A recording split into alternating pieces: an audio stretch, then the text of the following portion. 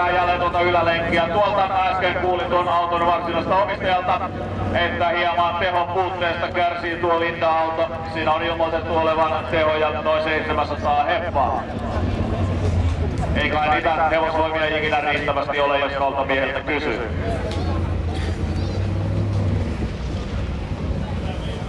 Tukka valuttelee vähän se turhan alas täältä, ainakin näin maalikon silmin katsottuna. Tuossa on alhaalla vaan tuommoinen droppi, mitenkä nyt siellä käy. Tulee todella alas.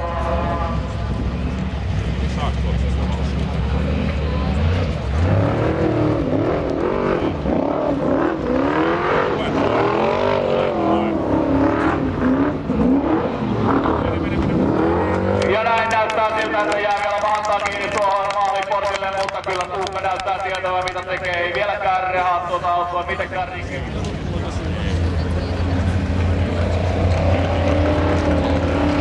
Ja seuraava autokin on jo näköjään uudista ulos.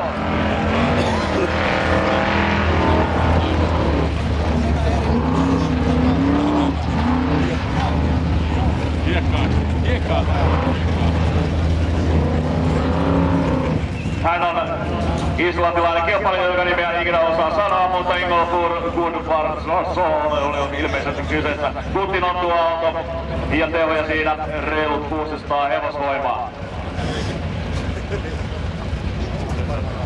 Pitäisi ottaa hieman alkamahoolia ja muutama perunta suuhun, niin ehkä nuo islantilaiset nimetkin alkaisivat sieltä irrota paremmin. Ehkä huomenna jo osataan, katsotaan kuinka hieno yö tästä vielä tulee kilpailun välipäivällä.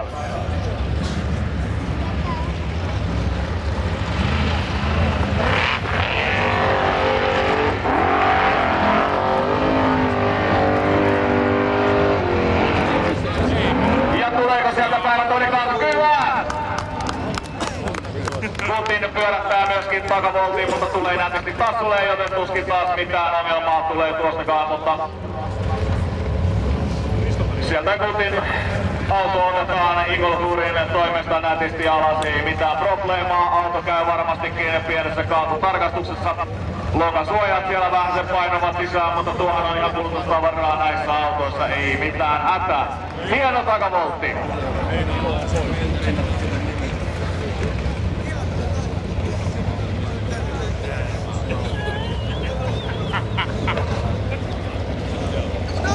Ja seuraava auto myöskin lähdössä aivan hetkisen kuluttua tuonne radalle. Se suomalainen Tommi Löytynoja, joka sai myöskin ensimmäiseltä pätkältä täydet pisteet, 350 pistettä, joten nyt on Tomilla myöskin mahdollisuus täydet pisteet ottamalla olla mukana tuossa kilpailun voittotaistossa.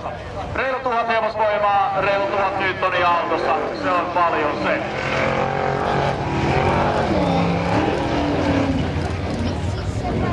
Tommihan pyöräytti tuon Big Wheeliksen ympäri tuolla Uppsalan Ruotsin osakilpailussa, mutta auto on saatu hyvään iskuun. Todella näyttävän näköinen on tuo Big Wheelis auto. Näyttäisi vähän liian kiinni.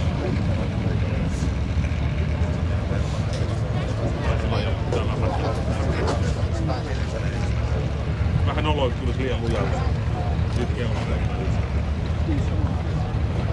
Ja Tommi valuttelee Big Wheelistä myöskin varmasti ja tuonne alas asti, ei lähde riskeeraamaan tuota kaatua tuosta puolesta välistä rinnettä. Ja lopussa annetaan sitten hevosvoimien puhua.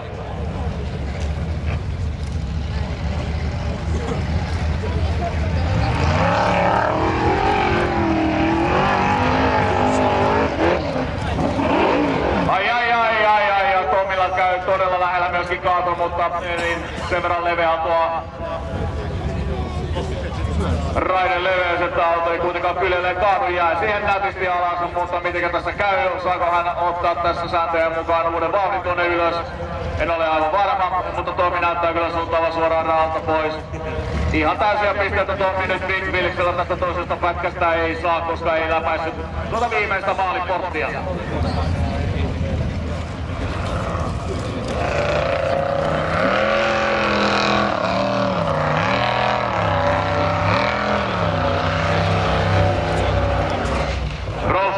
Terminator-autossa siis 6-litrainen, vähän reilu 6-litrainen Chevroletin V8-moottori ilokaasuilla ja ilmoitettu jo tehoja on siellä 7,5 hevosvoiman paikkeilla. Rottanin sponsoreina on Midland Oil, Bullager.se, Svea Kardan ja Dione. Goodyear unohtui myöskin sanoa tuosta listasta.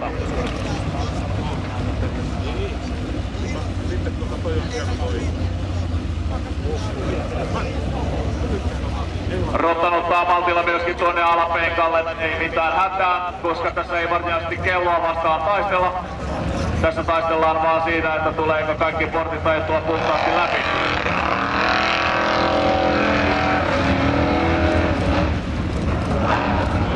Hieman röpöttää tuo Terminator 2, mutta Rottan Keiser on tällä hetkellä myöskin jaettu ykkössijalla. –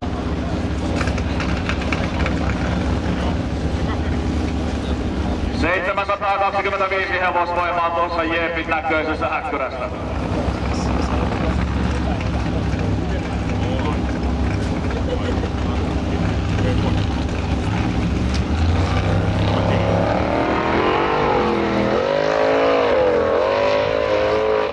Ja todella hienot loikat Thomas Lundblad ja Devilax.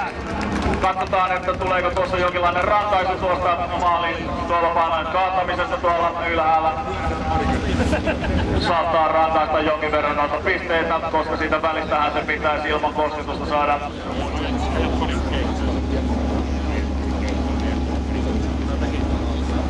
Insane-auto on seuraavaksi lähdössä tuonne, eli Hans Mäinen vanha kilppuri. Sitä ajaa nyt tanskalainen Martin Mikaelsen.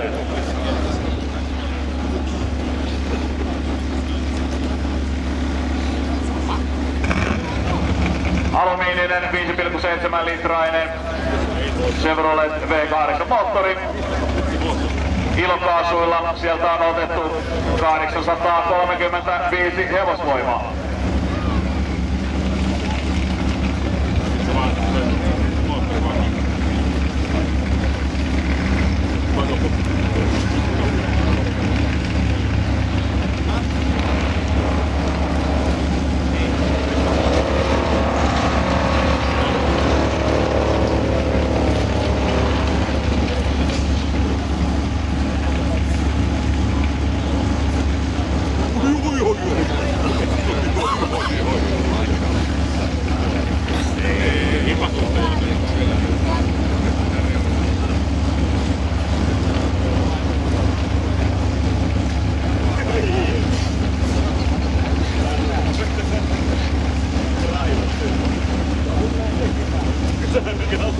Ja näin Martin Mikaelsen droppaa myöskin tuolta ylhäältä takaisin tähän aavarinteen kääntöön ja saa nähdä, ottaako hän norjalaisen ajatyyli vai muumalaisen ajatyyli.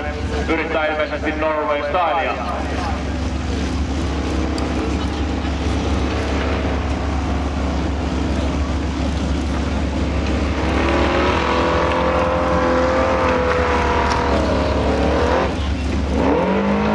Ja näin näyttää myöskin, että jäisi mahattaan kiinni tuolla maaliportille, mutta pieni polkaisu riittää. Martin Mikaelsen Insane-auton hyppää tuon maalilinjan. Seuraava auto rinteeseen.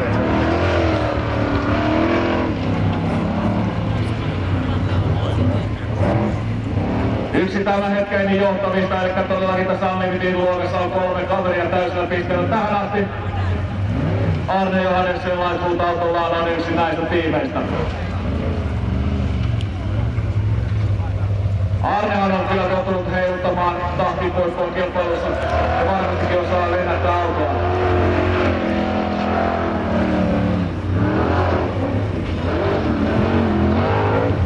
Ja tuleeko sieltä täydet pisteet todella nätisti ja hienosti Arne Johannessen todellinen rattimies laittuu autoa tuonne ylös paistoon.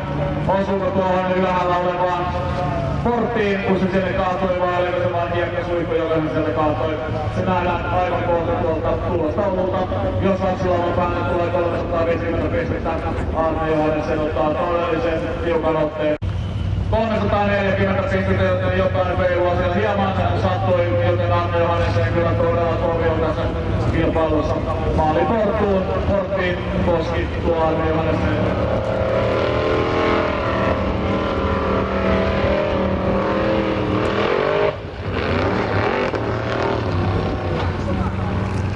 Devilax on seuraavan autona tuolla vauhdissa. Tuomas Lundblad on tuolla radissa toistaiseksi kaikki hyvin.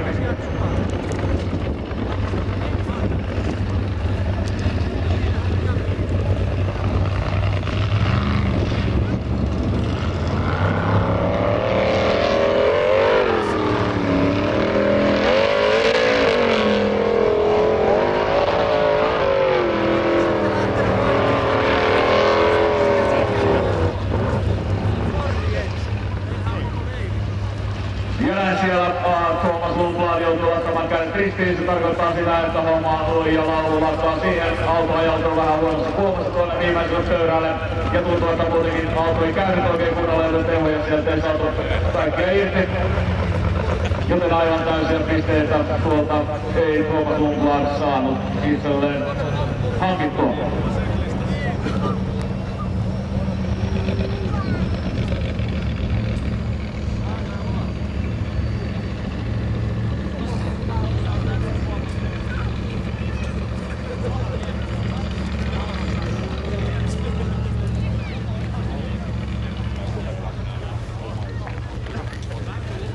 Seuraava auto lähdössä tuonne rinteeseen. Turbo Trailin on auto, Gudbjörn Grimson on kuljettaja, Dream Team on tiimin nimi.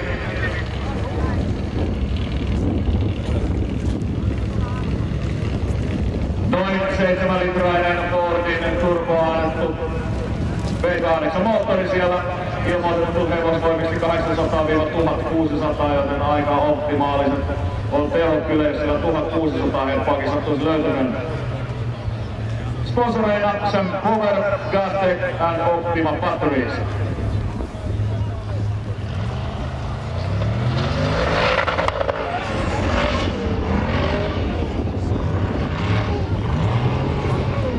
Lähti kun Haukin rannasta ja tuo turbo antaa kyllä aika mukava vihelyksen tuohon moottoriin myöskin lisäksi, että kyllä kuulostaa, että tehoja löytyy.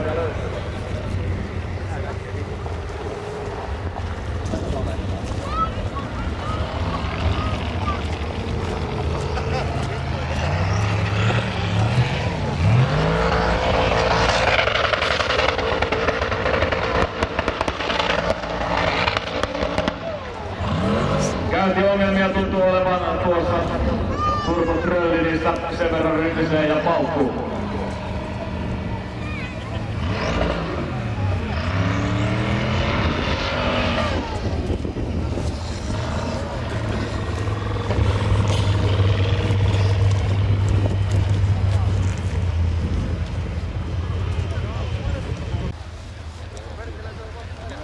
Ja näin vihreät liput ovat ylhäällä, niin ja Martin Mikaelsen Insane autollaan pääsee kolmas pätkälle.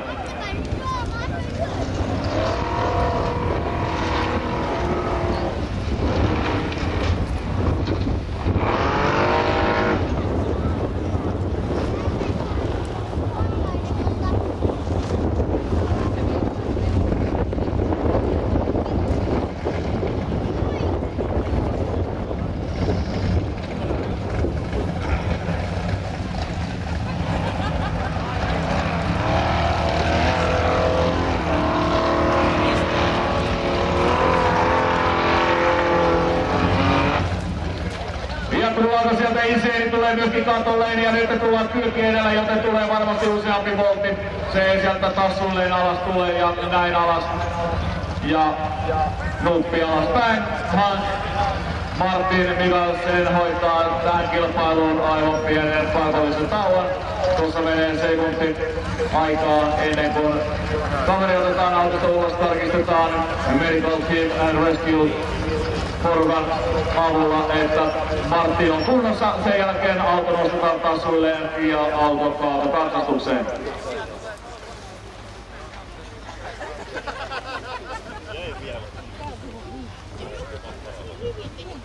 Ja tuossa pitkällä tauolla on myöskin sitten yleisöllä aikaa käydä tuolla Oak-ravintolasta sieltä murrua rinnan alle, vaikka esimerkiksi jallupossua ja paahtoperunoita, pienen nälkään myös grillimakkaraa, kahvia, kofeiinin himoon ja kylmiä virvokkeita kisapölyn puuttumiseen.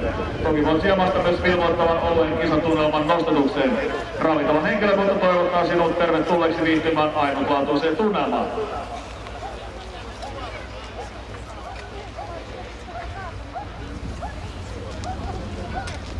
Ja näin Martin Mikaelsen näyttää kävelevän tuohon tiiminsä luokse. Kaikki näyttää olevan ihan hyvin.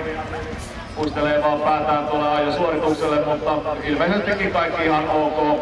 Ja näytti kyllä siltä, että autokaan ei pahemmin tuosta kärsinyt. Tuli sen verran rauhalliset tuo voltit kylitään alas. Luulen, että pienen tarkastuksen jälkeen havaitaan, että ei ole mitään ongelmaa auton turvakeikossa, koska se on Hansmäen tiimin rakentama. Se on erittäin laadukkaasti tehty auto.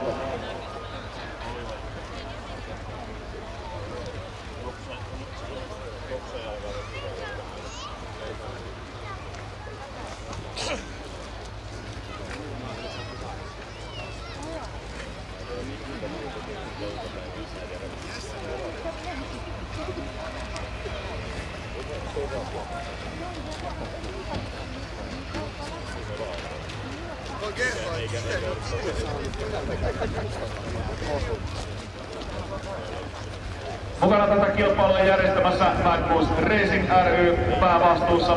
Mukana myös Madbus Racing eli Mansion Maasturiklubin oranssiliiviset kaverit. ry tuloslaskennassa ja hinauksessa, Hyvinkään QA, Hyvinkään ringette lipumyydessä ja liikenteen ohjauksessa. Sorry, radantekoapu MAK, eli Valkeakoskien harrastajoukon kerho.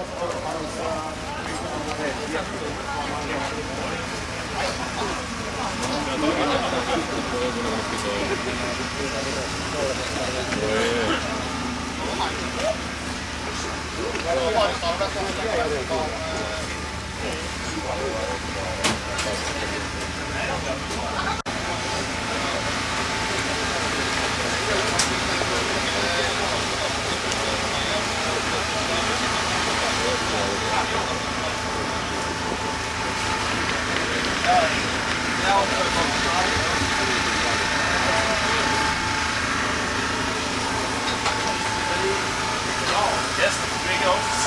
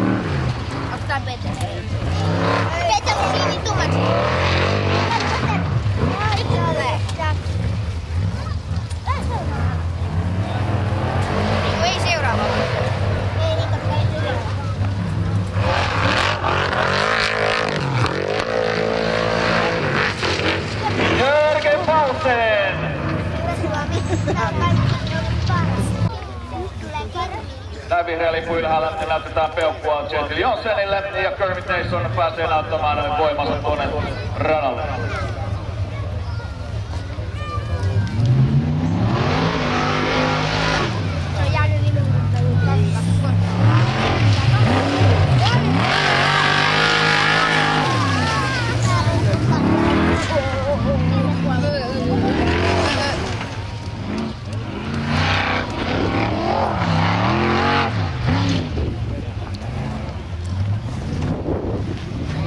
Se oli liikaa.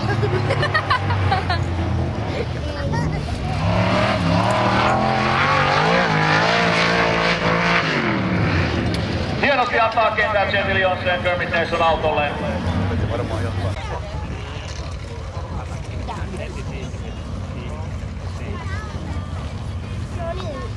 Mäkö ollut teillä pitkään aikaa luotan kanssa. Minä mä en ollut luotanut vuodessa. Ja näin tämä oli jotenkin aavistettavissakin Rottan keisariin. Terminator 2 vetelee etutassuillaan siellä backflipin ja näin nousee punaiset liput. Rottanin auto lähtee tuossa tuonne pienen katsastukseen. Tuo on todella haastava tuo nousu kyllä tuossa tällä hetkellä.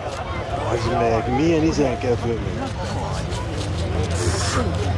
Rottanin sponsoreina Midland Oil, Goodyear, Coolager, ST, Sveja, Cardan ja Dionet, niin saadaan sieltä taas jälleen Terminator 2 isku kuntoon.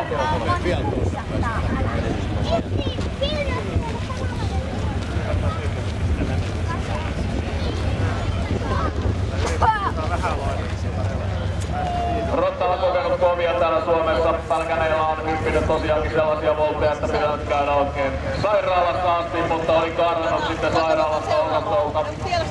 Ja seuraavana päivänä hän olikin sitten kilpailemassa taas Montun pohjalla. Lääkärit ilmeisesti olivat etsineet jonkin aikaa sairaalasta, mutta eivät olleet löytäneet. Rottan osaa kyllä tuo sitten karkuun lähdön. Mutta seuraava auto, Lightfoot, Arne Janesen, Norja.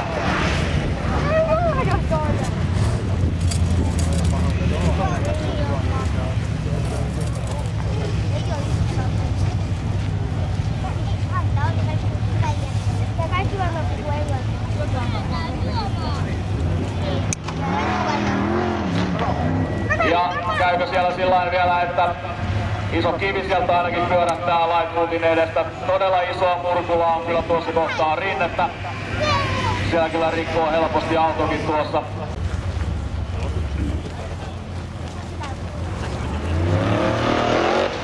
Thomas Lundblad ja hänellä Devil X-auto.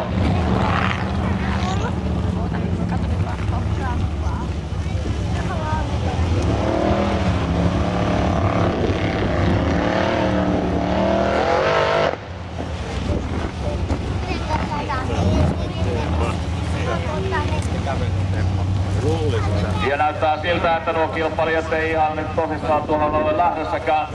Taitaa olla vähän se turhankin haasteellinen rata tuolta kohtaa. Kilpailijat eivät halua hajottaa ilmeisesti autojaan. 835 hevosvoimaa. Katsotaan mitä niillä pärjää tuolla rinteeseen.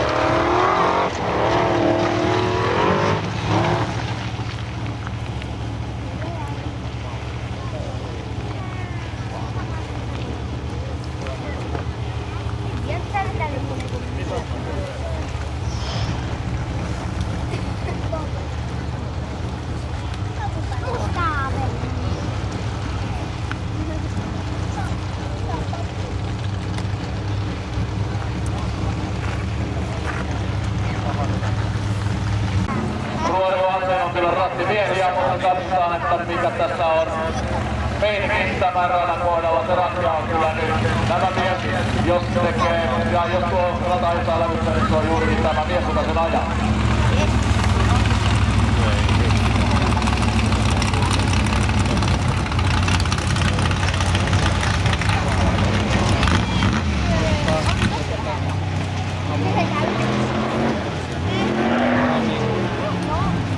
Käy siellä pyöräyttämässä etutassu ja näyttää viivan muille, että yrittäkääpä edes tuonne asti.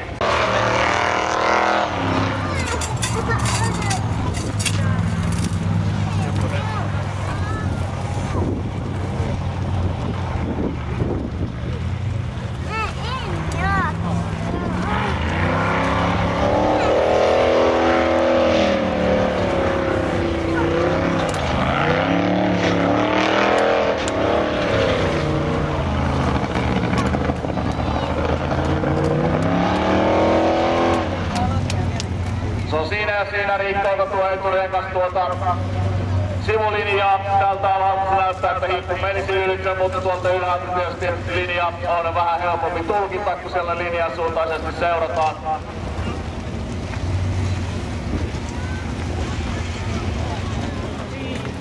Ja vihreät liput nousevat radan ylhäältä ylös. Se tarkoittaa sitä, että maana on vapaa ja Martti Mikkelsenille varmasti näytetään sillä peukalla. Ja Insane auto ja reilut 800 hevosvoimaa palloille rinteeseen.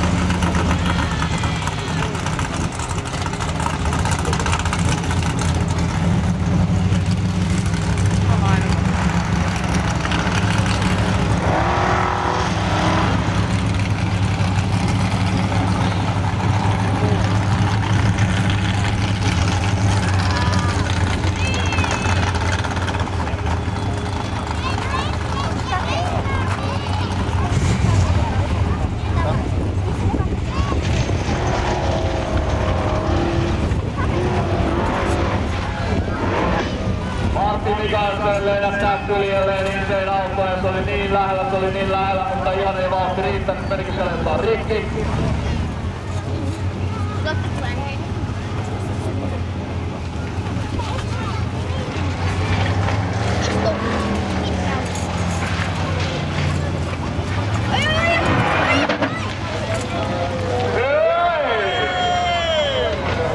Nyt tullaan vauhdilla alas asti. Ja Kylille jää rajun näköiset lipat vielä kyllä. Ja yleisö antaa asiantuntevat aplodit totta kai. Vielä uudet tietysti, kun kaveri nousee autosta ylös, niin kohta näyttää peukkua, että kaikki on ok. Lightfoot Racingin tiimillä on hieman verran tehtävää tuon kaadon jälkeen. Passa nyt.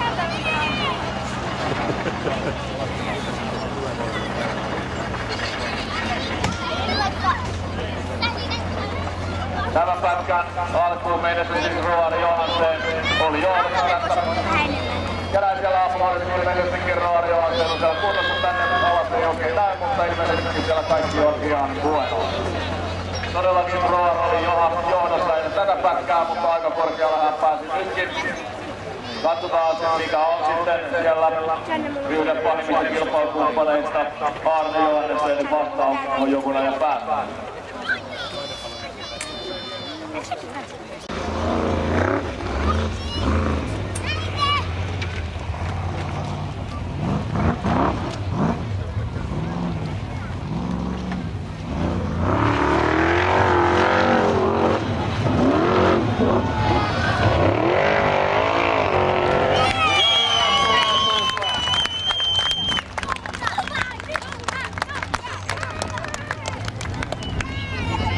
Täysiä pisteitä Tuukka tuosta ei varmastikaan saa, koska tuo viimeinen maaliportti sieltä jäi tassujen alle, autotassun alle, mutta aivan loistava tuo.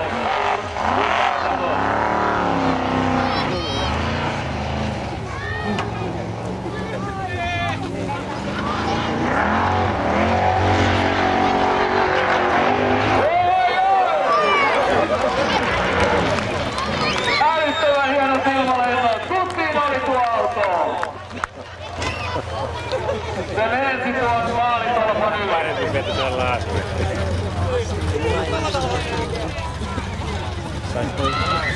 Talppakin sitten fyysistä vaalista. Joo. Hyppäsi numeroon. Niissä on homma.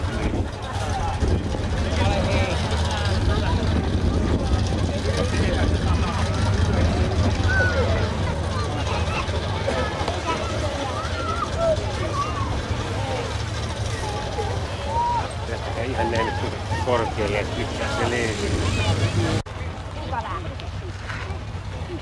Näin vihreät liput ylhäällä, kohta jylisee rinteessä 1000 hevosvoimaa ja yli 1000 newtonia.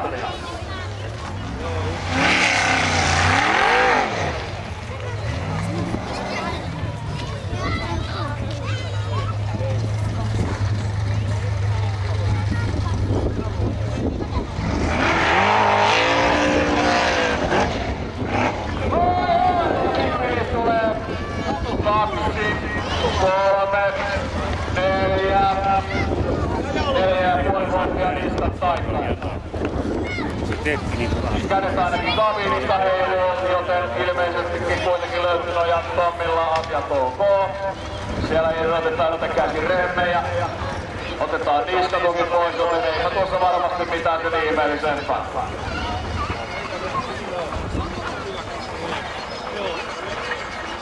Noilla volteilla kyllä on päivän solmiespalkinto ainakin hyvin lähellä.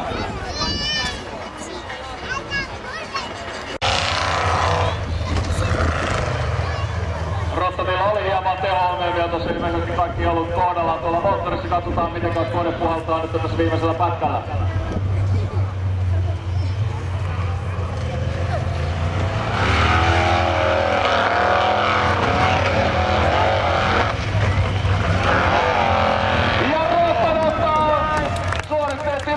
Menikö tuolle korttiittisesti renkaista vai menikö se hiekasuikusta? Se nähdään aivan hetkisen päästä tuolta rinteen. Katsotaan.